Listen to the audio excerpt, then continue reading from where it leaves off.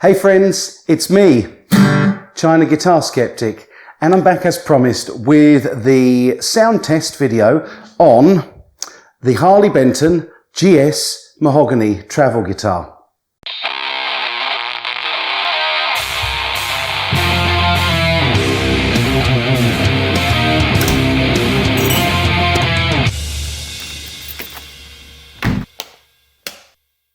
Before we get into the travel guitar,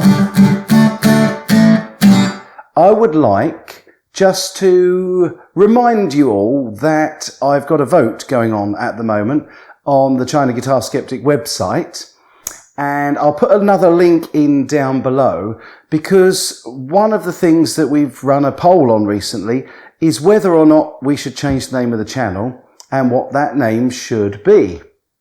And there's been quite a lot of voting going on, and there's 3 out of the 5 that are all very, very close. Too close to call, you could say. If you haven't voted yet, please follow the link down below.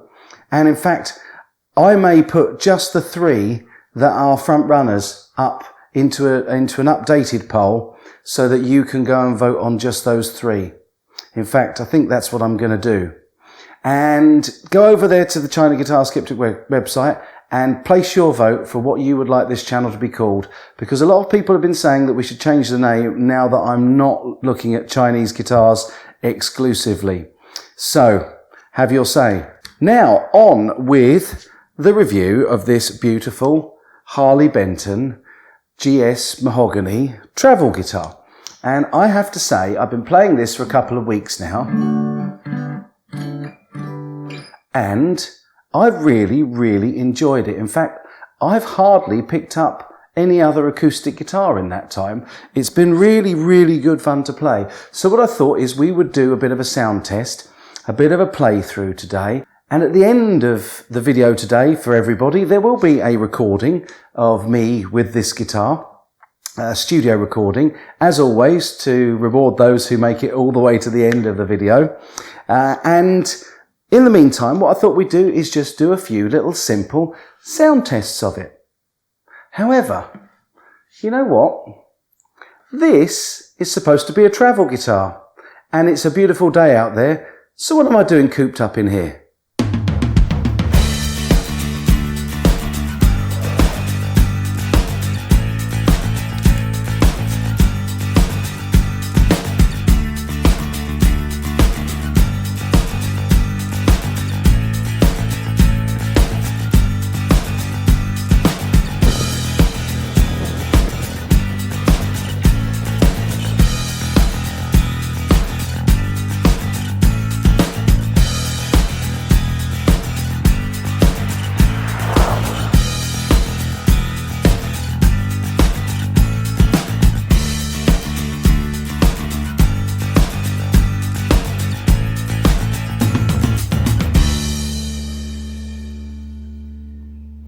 Okay, so this is a lot better. Beautiful day out here in the Sussex countryside, and as this guitar implies, travel guitar will travel. Probably all you can hear in the background is a little bit of the road, which is way over there, and you might be able to hear a little bit of wind because it's quite windy up here. And also a little bit of sheep in the background, so we'll see what you can hear. So yes, I've had this now for a good couple of weeks, and I have to say it is a fantastic sounding guitar. I've been really impressed with it, and I've enjoyed playing it. You would think with something this small that you might end up getting a bit of a tinny sound out of it, and I think because it's a mahogany top, or it's a mahogany build rather than a spruce top, that kind of compensates for the size, because it gives a slightly darker, fuller and richer tone. But I'll give you a demo and see what you think once the wind's gone away.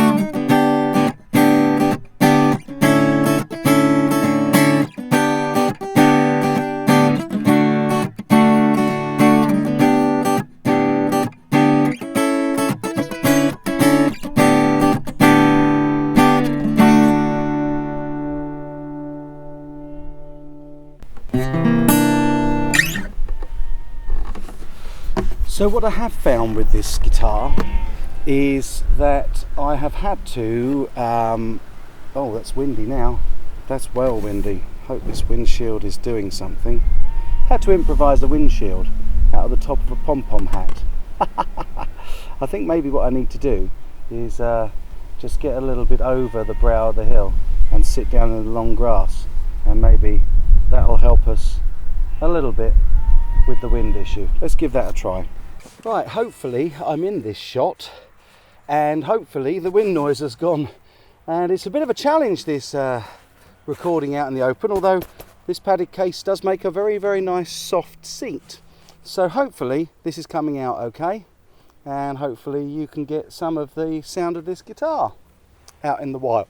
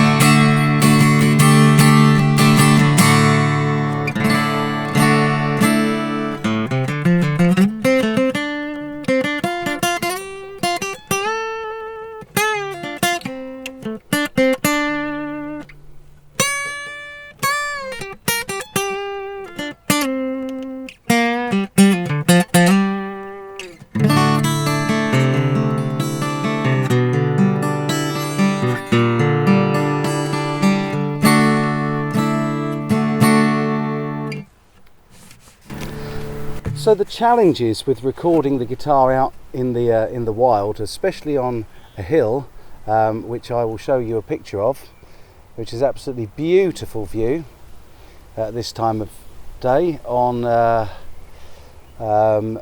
what I think is the South Downs. In fact, I know it's the South Downs, and it's around 6:30, 6:45 in the evening, and it's absolutely glorious. It's a beautiful day here. And I'd much rather be out here recording a video for you than inside. So the challenges were to get rid of the wind, and I've improvised a little windsock out of the pom-pom of a woolly hat, because I didn't have a windsock for the H4n, and everything you're hearing, voice and the guitar, is all just recorded through the H4n, and everything that I carried out here to do this filming is battery operated. I'm using my phone as a camera, using the H4n to record, and it was all carried in the Harley Benton case and this one little what we call a bum bag in the UK. So it's quite handy, so you could literally record a song or a piece of instrumental music anywhere, and a small pair of headphones to do multi-tracking, just a pair of earbuds or something, you could do quite comfortably. So this guitar, very light, it's very easy to play. I don't find that the fretboard is too small given the scale. It's perfectly okay. I've got slightly smaller hands than the norm, but I find it fairly easy to play this guitar. It's very comfortable because of how light it is. The short scale means that you're nice and close in for your chords and everything, and I've just really enjoyed playing it. The radius on this fingerboard is gentle. The radius on the neck is very much a V shape, but it's very comfortable to play. Hopefully you can hear the sheep in the background bleating away. A beautiful, absolutely beautiful view. And yeah, so have guitar, will travel, and I guess that's the point of this coming up here to the South Downs, to give you a bit of a demonstration of it. And I will have a little playthrough of a song that I've recorded at the end of this video for those who make it through to the end. And I hope you enjoy it. I hope you enjoy this the sound of this Harley Benton GS mahogany travel guitar. It's got a really nice tone. By the way, I should add that I'm not paid or affiliated to Thomann in any way, shape or form. You probably worked that out from the fact that I'm not on the 2018 Thomann Guitar University trip. So I bought this and paid for it myself, so this review is unbiased. I just like the thing, and it has been laying around the house, and my two daughters are both taking piano lessons, and I've said to them that whichever one of them passes their next exam first is going to get this guitar and start lessons with me. And what they don't know is I'm going to get another one for the other one once they pass their next piano exam as well. But they're definitely a good starter guitar for children because of the scale, and that's really very much something that I'm into, because I want both the girls to play guitar. And so two purposes really. Yeah, this is great for a travel guitar because it's quite small, and also it would suit a child, and the tone of it is not far off the tone of a full-sized acoustic because of this dark mahogany wood. I think if it had a spruce top it would be very tinny, but as you can probably hear, it's got some nice low end as well. If it was in tune, let's tune the devil up.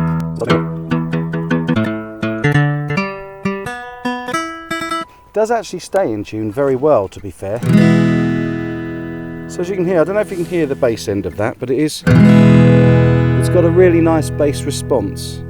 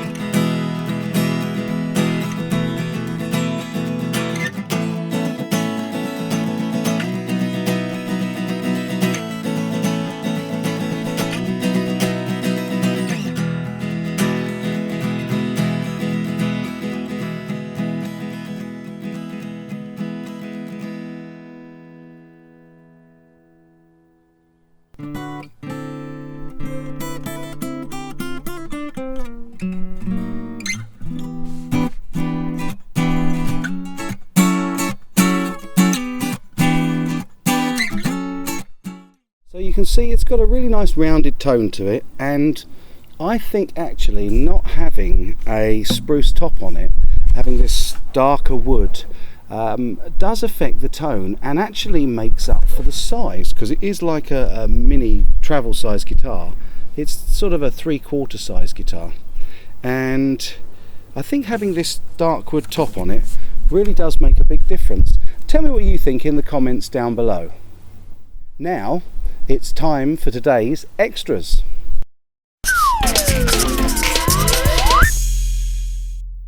Guitar industry is growing, study finds. An IBIS World report found that the guitar industry is growing and will likely continue to do so for the next few years. Between all the dire headlines on the state of the industry and the instrument, the Washington Post 2017 feature The Death of the Electric Guitar and The Guardian's more recent End of the Guitar ? Stands out as particularly bleak. And the recent bankruptcy of Gibson, well, one could easily be forgiven for assuming that the state of the guitar is far from strong. This assumption, though, may not be entirely correct. A 2017 report from IBIS World found that the acoustic and electric guitar manufacturing industry has actually experienced solid, sustained growth over the last 5 years. On top of that, the report found that the industry, which posted a 1.4% annual growth rate from 2012 to 2017, is expected to continue to grow until at least 2022. Though the bankruptcy of Gibson, one of the industry's giants, filled many with foreboding, it was not necessarily an indication of the overall state of the guitar. By the company's own admission, the bankruptcy came about in large part due to its Gibson innovation business. According to its bankruptcy filings, Gibson's electric guitar sales actually rose 10% between January 2017 and January 2018. Guitar sales overall have also been on the rise, according to NAMM. Sales of guitars have risen by 28% over the last 10 years. Though the news certainly isn't rosy for the guitar industry, the IBIS World report also found that the revenue of the overall US musical instrument industry had declined to $5.6 billion in 2017, down from $6.6 billion in 2006. Your guitar certainly isn't on its way to becoming an obsolete relic of the past just yet. One man, one channel, one desire for truth about quality guitars. China Guitar Sceptic. So I hope you enjoyed our little extras today. Okay, so I'm hoping that I will be able to have a live show very soon. It'll go up very shortly, and I would really like you to be there because I'm going to give you the results of all the surveys, including the new name for this channel. So if you haven't already given an answer, pop over to the website and follow the link in the description and have your vote on what you think this channel should be called, now that we're no longer doing much in the way of Chinese guitars. It's your channel and I want you to make the decision. That's pretty fair, huh? So yeah, in summary of this guitar, very much enjoying it. It's not just a child's guitar, it's actually a very usable travel guitar. It's the fretboard feels like a really nice easy scale length, and I've got fairly small hands.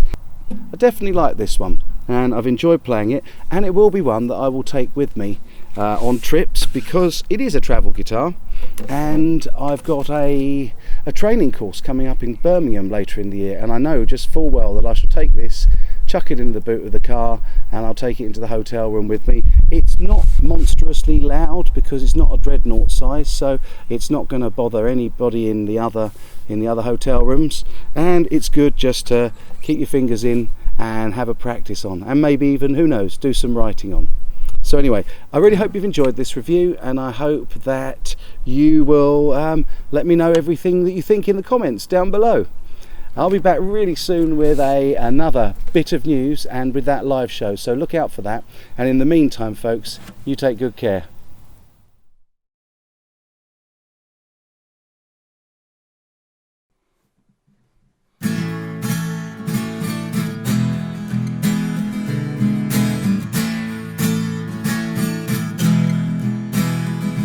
There are places I remember all my life, though some have changed, some forever, not for better. Some have gone and some remain. All these places have their moments with lovers and friends. I still can recall. Some are dead and some are living. In my life, I love them all.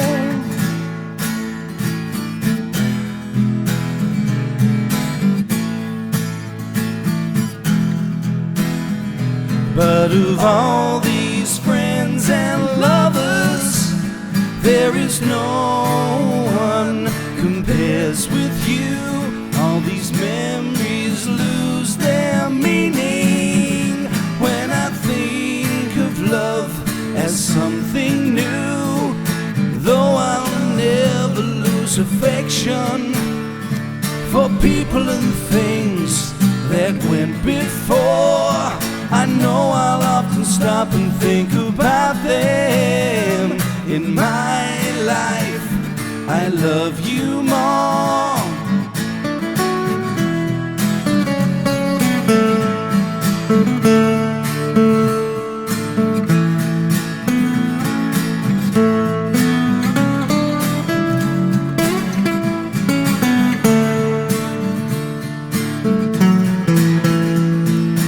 Though I know I'll never lose affection for people and things that went before, I know I'll often stop and think about them. In my life, I love you more.